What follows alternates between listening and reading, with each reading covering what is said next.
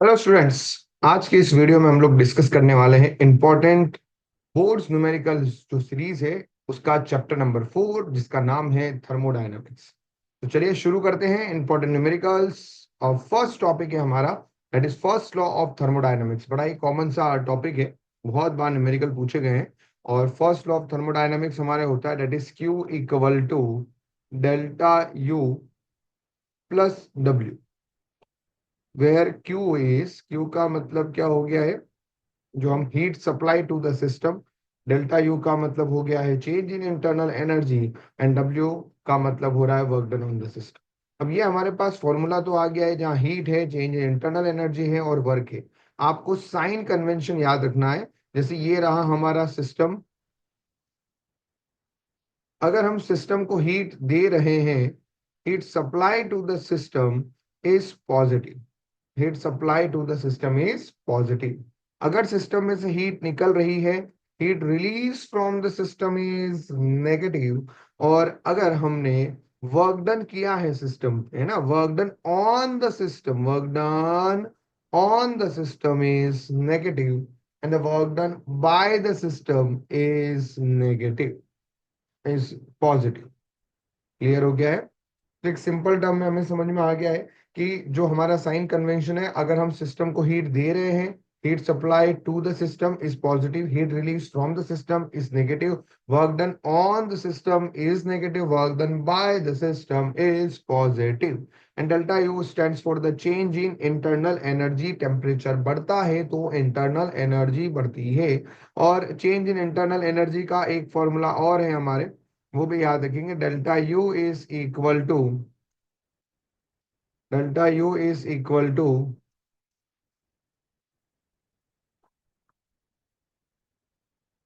N C V delta T. N का मतलब number of moles से है, सीवी का मतलब क्या हो गया है हमारे पास में, specific heat at constant volume. Delta T का मतलब होता है change in temperature. I hope हमारे को फर्स्ट लॉ क्लियर है।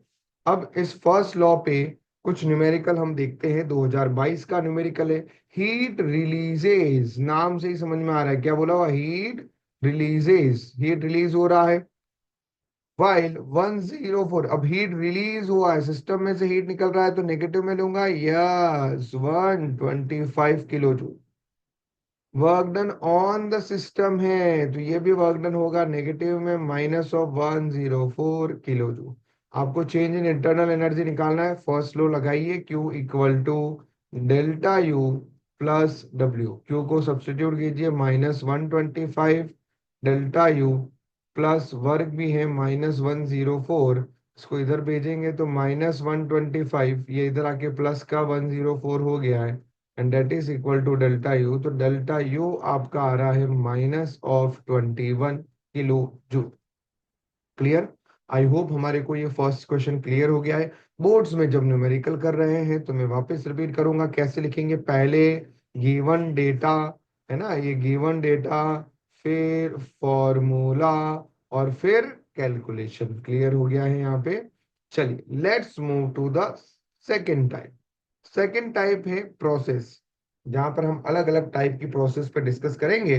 तो जैसे सबसे पहले अगर मैं बात करूं आइसोबैरिक प्रोसेस की, माय डियर, आइसोबैरिक प्रोसेस की अगर हम बात करें तो वहां प्रेशर हमारा कांस्टेंट रहता है। तो प्रेशर कांस्टेंट रहेगा तो V1/V2 इज इक्वल टू हो जाएगा T1/T2। यहाँ वर्क का फॉर्मूला होता है pressure into change in volume, या फिर NR∆T। ये याद रखेंगे। हीट का फॉर्मूला है NCP∆T। ये चीजें हमें ध्यान रखनी है। Isobaric, pressure constant. अगला है आइसोकोरिक प्रोसेस। आइसोकोरिक का मतलब वहां हमारा वॉल्यूम कांस्टेंट है। वॉल्यूम कांस्टेंट रहता है तो pressure directly proportional to temperature रहता है। वर्क डन माय डियर वहां जीरो आता है, और हीट का फॉर्मूला NCV∆T रहता है। क्लियर? देन उसके बाद में आइसोथर्मल प्रोसेस। आइसोथर्मल में टेम्परेचर कांस्टेंट रहता है, और इक्वेशन हो जाएगी P1V1 equal to P2V2। Clear? यहाँ आपके लिए वर्क का फॉर्मूला क्या है, सिंपल सा NRT लिखिए, नेचुरल लॉग V2/V1। आप चाहे तो V2/V1 को P1/P2 से सब्स्टिट्यूट कर सकते हैं। नेचुरल लॉग को लॉग बेस 10 में कन्वर्ट कर सकते हैं बाय मल्टीप्लाइंग 2.3। एनआरटी को आप चाहे तो P1/V1 लिखा जा सकता है, एनआरटी को चाहे तो P2/V2 भी लिखा जा सकता है। एंड देन ऑब्वियस बात है, यहाँ टेम्परेचर हमारा कांस्टेंट है, तो डेल्टा यू जो है वो क्या होगा हमारा जीरो, क्योंकि डेल्टा टी जीरो हो जाएगा। And change in internal energy depends on the temperature. तो हीट किसके इक्वल हो जाएगा? ऑब्वियस बात है, from first law we can say that heat is equal to work. And then उसके बाद में अगला प्रोसेस है हमारा एडियाबैटिक प्रोसेस। कौन सा प्रोसेस है अगला हमारा? Adiabatic process. तो एडियाबैटिक प्रोसेस की अगर मैं बात करूं, उसमें आप बोलते हैं heat transfer is zero and the equation is PV gamma equal to constant. अगर आप इसी इक्वेशन को टेम्परेचर के टर्म में भी लिखना चाहें तो T1/T2 is equal to V2/V1 का whole power gamma -1 is equal to P1/P2 का whole power gamma -1 upon gamma. Clear हुआ यहाँ तक? एंड देन अगर आपको वर्क की निकालना है तो बड़ा इजी सा फॉर्मूला है, that is P2V2 minus P1V1 upon 1 minus gamma. ये एक सिंपल सा हमारा प्रोसेसेस के जो है सारे फॉर्मूले हो गए हैं जो इंपॉर्टेंट है with respect to boards. Clear? अब बात करते हैं एक अच्छे से क्वेश्चन की। एक आइडियल मोनोएटॉमिक गैस है, एडियाबैटिकली हमने उसको कंप्रेस किया है और final temperature is the twice of its initial temperature. तो आपको पास एक गिवन डेटा तो आ गया है कि ये जो टी फाइनल है वो 2 टाइम्स है टी आई का। ठीक है।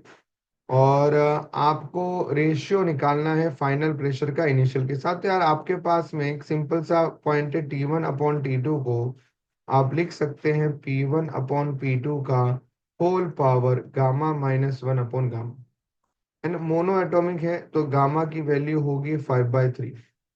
तो अभी आप इसको इधर ये देखिए T1/T2, T1 लिखा, T2 जो है वो 2 टाइम्स है वो लिख दिया हमने। आपको P1/P2 ये रहा, गामा -1 अपॉन गामा की बातें चल रही है तो गामा का वैल्यू 5/3 -1 अपॉन 5/3। तो इसको जब हम सिंप्लीफाई करते हैं तो ये तो आ गया 1/2 P1/P2। इधर आएगा ऊपर 2/3 अपॉन 5/3। ये कैंसिल आउट होके कुछ इस तरीके से बना है हमारे पास P1/P2 इज इक्वल टू 2/5। अब इसको इधर भेजेंगे पावर को तो 2/5 इधर आके क्या हो जाएगा 5/2 and that is equal to P1/P2। ठीक है। एंड नाउ आपको एक्चुअली में P2/P1 निकालना है तो जो होगा 2 का पावर 5/2। तो you can write also like that 2 to the power 5 का होल पावर 1/2। ठीक है। तो this will be your answer. कोई कंफ्यूजन इसके अंदर? आई होप यहाँ तक क्लैरिटी आया है, फॉर्मूला हम लोग बढ़िया तरीके से समझ पाए हैं। ठीक है। अगर आप चाहे तो इसको और सॉल्व कर सकते हैं। 2 to the power 5 is your 32 का whole power 1/2। You can write इसको, लिख सकते हो 2 into 16 का होल पावर 1/2। 16 का स्क्वायर रूट हो जाएगा 4 और ये आ जाएगा √2। √2 का वैल्यू भी आप रख सकते हो 1.414 एंड मल्टीप्लाई करके you will get the answer. तो this is the most simplified form of answer. Clear? And you can, आप यहाँ पे भी छोड़ देंगे तो भी कोई इशू नहीं है, बट सिंप्लीफाई जितना करोगे उतना बोर्ड्स के रिस्पेक्ट में जो है बेटर है। ठीक है। चलिए, आई होप क्लियर हो गया है। सीधा फॉर्मूला बेस्ड क्वेश्चन है और कौन कौन सी प्रोसेस में कौन कौन सी इक्वेशन है मैंने ऑलरेडी बता चुका हूं। Clear? Let's move to the another question. यहाँ पर 1 मोल दिया हुआ है। You have the pressure that is the 1 millipascal। ओहो, आपके पास जो इनिशियल प्रेशर है वो 1 millipascal, यानी वो कन्वर्ट इनटू द पास्कल। मिली को पास्कल में कन्वर्ट करना है तो 10 टू द पावर -3 से मल्टीप्लाई करेंगे, 10 टू द पावर -3 से। And the initial temperature is 27 degree Celsius. Kelvin में कन्वर्ट करेंगे तो 300 केल्विन। ठीक है, and the gas is allowed to expand till its volume is double, V2 is 2 times of V1। ठीक है, अब आप मुझे बताओ वर्क डन हमें निकालना है और आइसोबैरिक है, तो पहले यार वर्क डन का जो फॉर्मूला है that is P into delta we. तो यहाँ वॉल्यूम मिल जाएगा तो काम हो जाएगा। प्रेशर आपका कांस्टेंट है, आप सब लोगों को पता है। तो अभी क्या करो इसके अंदर, V1 upon V2 is equal to T1 upon T2, बरोबर। One more formula is NR delta T also there. V1 upon, अब यहाँ पर तुम्हारे पास टेम्परेचर है, तुम्हारे पास वॉल्यूम है, तो एक काम हम और कर सकते हैं, और नंबर ऑफ मोल्स भी हमारे पास है, तो या तो आप इस इक्वेशन से T1 T2 निकालो, ठीक है, या फिर आप क्या करो, प्रेशर है टेम्परेचर है, तो आपके पास इक्वेशन आएगा that is PV equal to NRT, ये इक्वेशन है। यहाँ पर आप प्रेशर रखो, यहाँ पर आप नंबर ऑफ मोल्स रखो, यहाँ आप टेम्परेचर रखो और वहां से निकालो। अगर आपको इस तरीके से जाना है तो एक तरीका ये है ना, जहां पर मैंने प्रेशर रखा 10⁻³ ये रहा मेरा, वॉल्यूम को रखा मैंने V, और नंबर ऑफ मोल्स रखा मैंने 1, ये रहा R, और ये टेम्परेचर मेरा आ गया 300। आई थिंक यहाँ से मुझे वॉल्यूम मिलेगा दैट इज R को हम रख सकते हैं 8.314 इंटू 300 अपॉन 10⁻³ जो ऊपर जाके क्या बनेगा 10⁻+3 बन जाएगा। इसको और डिवाइड में डाला, 1000 नीचे आया, ये से ये कैंसिल, यहाँ से आपको वॉल्यूम का वैल्यू मिल जाएगा। किसका वैल्यू मिलेगा, वॉल्यूम का। और जैसे ही आपको वॉल्यूम मिलता है देन उसके बाद में आप करो उसको, अभी आप सिंप्लीफाई करना है। अभी देखो आप सिंप्लीफाई चाहे तो लॉग टेबल की हेल्प से करो, कोई दिक्कत नहीं है। और मान लीजिए लॉग टेबल यू भी यूज करना है तो आई थिंक 3 से मल्टीप्लाई करना विच इज इजियर। 2.494 इंटू 10⁻⁶मीटर क्यूब आ गया वो। अब आप यहाँ डालिए फॉर्मूले में, work done is equal to P into delta V, pressure is there that is 10⁻³ which is V2 minus V1, 10⁻³ that is 2V minus V, and 10⁻³ that is V, and V का वैल्यू अभी हम already मिल चुका है that is 2.494 into 10⁻⁻6। So your answer is 2.494 into 10⁻+3 joule will be the answer। I hope process पे base numerical हम आराम से कर पा रहे हैं, ठीक है। Let's move to the another third category, जिसमें हमें पीवी ग्राफ से वर्क डन निकालना है। तो आई थिंक हम सब लोगों को पता है, जब भी प्रेशर और वॉल्यूम के बीच में ग्राफ दिया है तो आपको वर्क डन निकालना है, तो that is equal to area under PV graph, area under PV graph, that is area under the PV graph. Clear है, जैसे ये रहा कर्व, तो इस कर्व के अंडर में जो एरिया है वो एरिया आपका जो है बेसिकली वर्क डन को दिखा रहा है। आप चाहे तो ऐसा भी बोल सकते हैं, area between PV curve and volume axis. ये रहा पीवी कर्व, ये रहा वॉल्यूम एक्सिस, इनके बीच में जो एरिया है वो हमें लेना है। अगर मान लीजिए इनक्लोज्ड एरिया है, ये लेना है हमें, तो इसमें तो बिल्कुल भाई हमारा वर्क डन जो है वो क्या होगा, साइक्लिक प्रोसेस है ये तो। वर्क डन क्या होगा आपका, work done of cyclic process is enclosed area, है ना। पीवी का इंक्लोज्ड एरिया आ गया हमारे पास में। उसमें भी आप ध्यान रखो, अगर क्लॉकवाइज है तो आपका वर्क डन जो है वो पॉजिटिव में आएगा, और अगर एंटी क्लॉकवाइज है तो आपका वर्क डन नेगेटिव में आएगा। क्लियर है यहाँ पे, कोई कंफ्यूजन। तो पीवी ग्राफ दिया हुआ है, वर्क डन हमें निकालना है, एरिया अंडर दी कर्व से हम जाएंगे। क्लियर हो गया है। अब मान ली इसमें भी आप देखिए, अगर वॉल्यूम बढ़ रहा है तो वर्क डन पॉजिटिव, वॉल्यूम कम हो रहा है तो वर्क डन नेगेटिव, ये हमेशा याद रखो।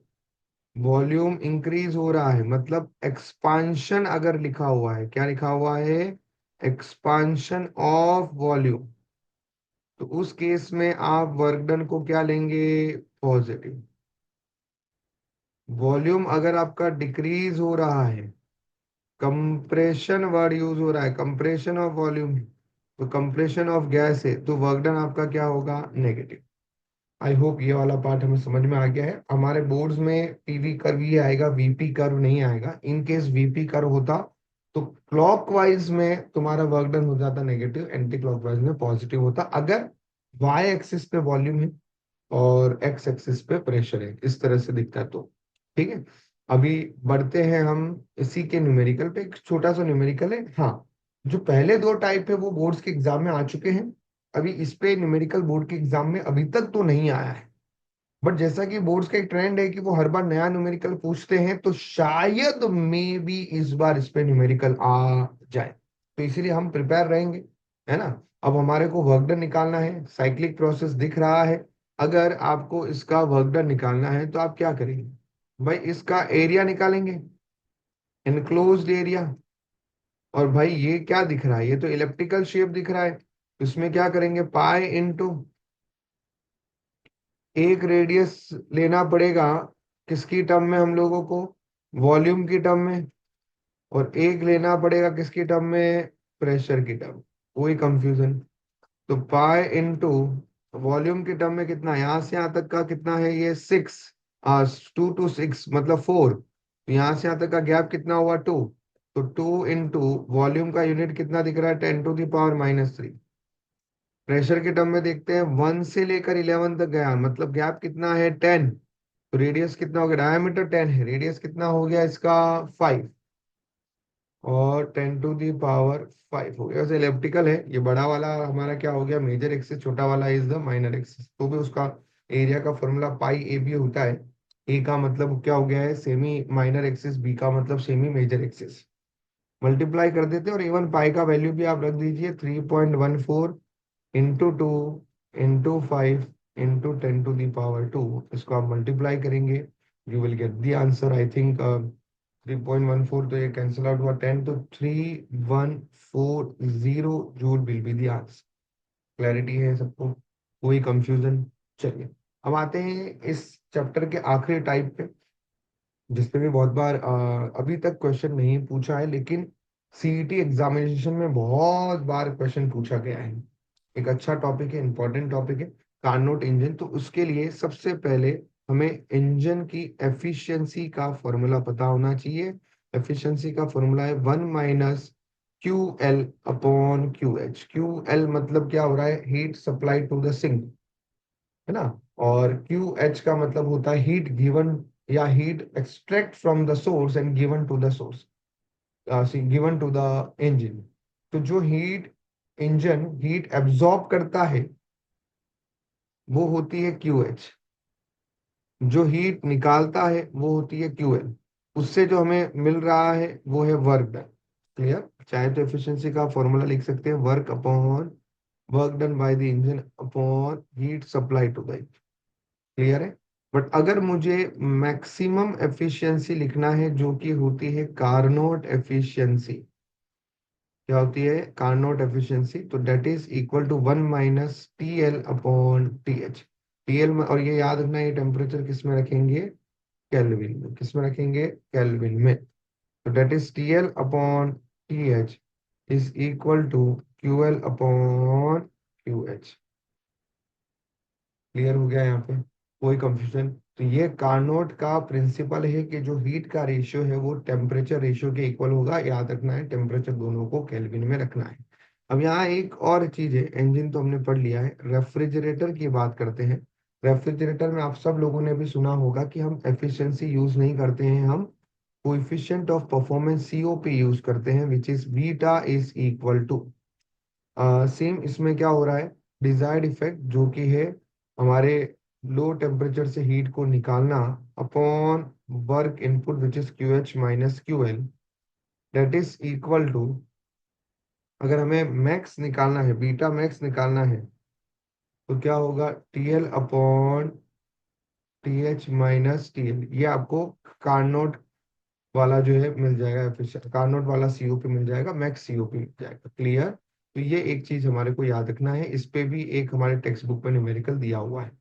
सेफर साइड में आप चाहे तो हीट पंप का भी याद रख सकते हैं। हीट पंप का क्या होगा, that is Q H upon Q H minus Q L. I think Q H Q L क्या है आप समझ पा रहे हैं। क्यू एच का मतलब क्या हो रहा है, जो हाई टेम्परेचर से आप हीट को लेते हैं, डेट इज, अब इसमें हाई टेम्परेचर से हीट को ले रहे हैं, है ना, जो हमारे इंजन वाले केस में है, और लो टेम्परेचर को जो आप हीट सप्लाई कर रहे हैं वो है क्यूएल। बट वही अगर मैं बात करूँ रेफ्रिजरेटर की, तो ये हो गया हमारा सोर्स, क्योंकि रेफ्रिजरेटर है ना रिवर्स हीट इंजन है, ये है टीएल। तो यहाँ से जो हमने हीट निकाला वो है क्यूएल, हाई टेम्परेचर को हीट सप्लाई किया वो है क्यूएच, और ये करने में हम क्या कर रहे हैं, work, that is work input. ये रेफ्रिजरेटर की बात हो गई। ठीक है, तो ये फॉर्मूले हमारे को मिनिमम याद रखने हैं। इस पे एक न्यूमेरिकल हम देखते हैं।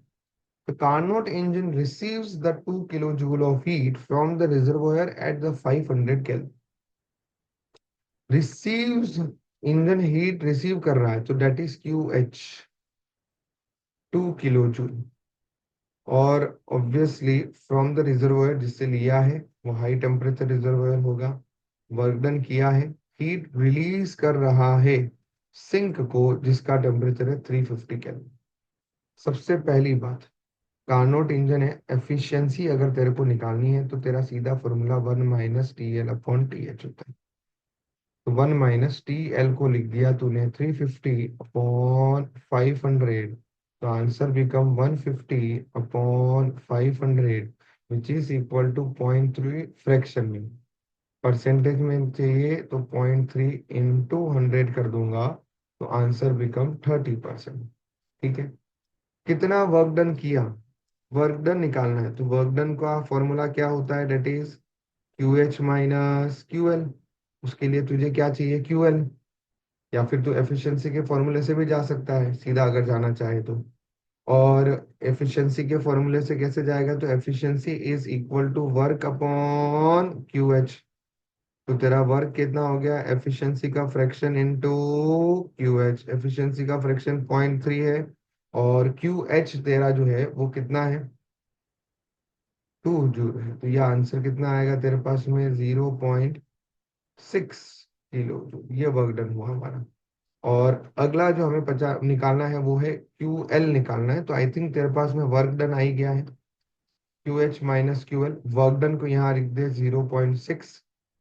क्यू एच जो है तेरा वो कितना है, that is 2 minus Q L निकालना है, तो Q L is equal to 2 - 0.6, answer is your 1.4 kilo joule. Clear हो गया है? तो दिस वे आप क्यूएल निकाल सकते हो। अगर आप चाहो कि सर मुझे ऐसे नहीं निकालना है, तो we have one more method. आप लिख सकते हो टेम्परेचर का रेशियो अपॉन हीट रेशियो, जो कार्नोट प्रिंसिपल है वहां से भी क्यूएल मिल जाएगा। आई होप आपको चीजें समझ में आई हैं। मैंने कोशिश किया है कि इसमें ये जो चार टाइप है उनको हम लोग कवर कर सके, फॉर्मूले बताने की कोशिश किया है। आपको ये फॉर्मूले मिनिमम याद रखने हैं। तो चलिए मिलते हैं अगले वीडियो में जिसमें हम ऑसिलेशन चैप्टर के बारे में डिस्कस करेंगे। तब तक के लिए जय हिंद, जय महाराष्ट्र।